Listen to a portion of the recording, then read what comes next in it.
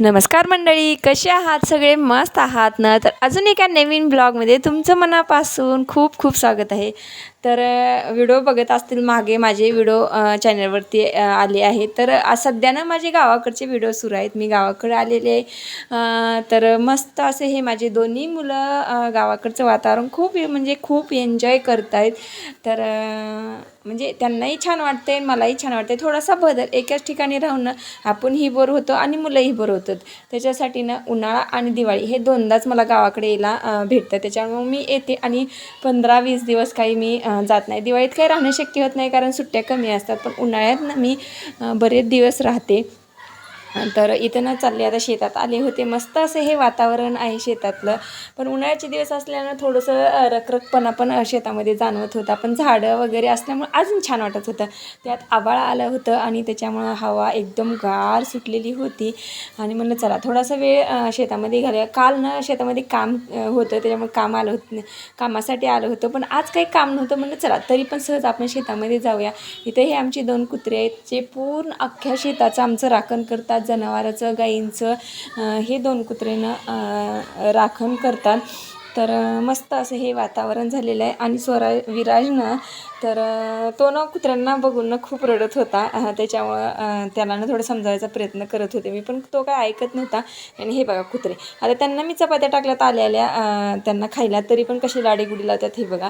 तर कसं ना प्राण्यांना पण आपली माणसं, दररोजची माणसं, तरी माझी ओळख नाही त्यांची कुत्र्यांची किंवा मी म्हणजे जास्त माझा संबंध नाही आहे, तरी पण ना ते मला काहीच करत नव्हते. माझ्याजवळ येत होते आणि अशी लाडीगुडी लावत होते की अजून आम्हाला काहीतरी खायला टाकावं. तर आल्या अगोदर मी त्यांना चपात्या टाकल्या आणि आता घरी जाताना अजून एकदा त्यांना चपात्या टाकाव्या लागतात, कारण कसं ना आपल्या शेताचं ते राखण करतात त्याच्यामुळे.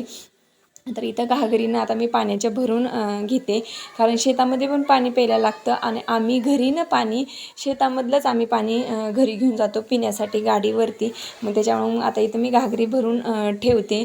तर शेतामधलं पण आपल्याला कामं यायला पाहिजेत ना, तर मला तर येतातच. कारण कसं ना मी एक शेतकऱ्याची मुलगी आहे, शेतकऱ्याची सून आहे आणि शेतकऱ्यांची बायको आहे. त्याच्यामुळे मी एक शेतकरी मालकीण आहे म्हणायला काय हरकत नाही आहे. त्याच्यामुळं ना शेतात काम करणं हे मला काही लाजिरवाणी गोष्ट वाटत नाही आहे आणि खूप छान वाटतं.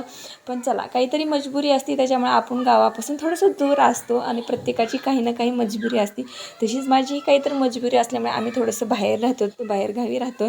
पण शेतातलं बरेच आमचे घरचे सगळे हँडल करतात सगळी कामं वगैरे शेतातलं. त्याच्यामुळं मग घरचे असल्यामुळे तेवढं काय आम्हाला म्हणजे जास्त टेन्शन घ्यायची गरज नाही शेतातली. तर आणि कसं आहे ना मंडळी, आणि आपण गावाकडे गेलंच पाहिजे. ज्यांना गावाकडे शेती नाही किंवा घर नाही, तर त्यांना नक्कीच वाटत असेल की अरे आम्हाला ठिकाणं नाही आहे. पण आपण ना खरंच लकी आहोत की आपल्याला गावाकडे शेती आहे, घर आहे, आपले जवळचे माणसं आहेत आणि आपल्या मुलांना शेतातलं वातावरण अनुभवायला भेटतं. हे मला ना खूप छान वाटतं. त्याच्यामुळे ना मी काहीही झालं तरी मी मुलांना 2 वेळेसच्या वर्षातून 2दा का होईना पण मी गावी जाते. त्यांना सगळं अनुभवायला भेटतं, हे गाई, गुरं, शेतातलं वातावरण, पाणी सगळं. त्याच्यामुळं म्हणजे त्यांनाही सवय पाहिजे, त्यांनाही शेतातलं कसं असतं हे माहिती पाहिजे. आपण शेतकऱ्याचे आहोत त्याच्यामुळे त्यांनाही सगळं माहिती व्हायला पाहिजे. त्याच्यामुळे आम्ही प्रत्येक वेळेस गेलो ना त्यांना शेतामध्ये नेतो, आजूबाजूचं वातावरण दाखवतो, त्याच्याविषयी त्यांना माहिती सांगतो. आणि माझा मोठा मुलगा तर त्याला तर खूप इंटरेस्ट आहे की जाणून घ्यायचं असतं की हे काय, ते काय, हे कसं उगवतात, हे कसं पेरतात. आणि त्याच्यामुळं तो गावी जर गेला ना घरी कमी असतो आणि शेतात जास्त असतो. तर इथं हे आता चाललं आहे त्याला चारा टाकणं विराजचं गाईला.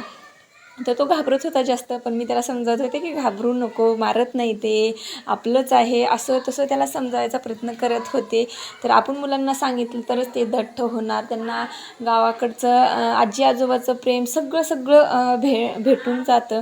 त्याच्यामुळं ना ज्यांना कोणाला गावाकडे शेती आहे त्यांनी तर आपल्यासाठी नाही आहे पण आपल्या मुलांसाठी तुम्ही गावाकडे जा, त्यांना ते गावाकडचं वातावरण अनुभवायला मिळेल. आपण जर नाही गेलो तर त्यांना ते अनुभवायला मिळणार नाही आहे. तर हेच दिवस आहेत, बालपणाचे दिवस आहेत, त्यांना एन्जॉय करायचे. मोठे झाले तर एकदम उंच भरारी घेतील, शिक्षणासाठी बाहेर गावी जातील, त्यांना टाईम मिळणार नाही आपल्यासाठी, आपल्या मायबापासाठी त्यांना टाईम मिळणार नाही. तर ह्या दुसऱ्या गोष्टीसाठी त्यांना म्हणजे कसलाच टाईम मिळणार नाही. त्याच्यामुळे लहान आहेत तोपर्यंत त्यांना प्रत्येक गोष्ट एन्जॉय करू द्या, प्रत्येक गोष्टीची माहिती घेऊ द्या.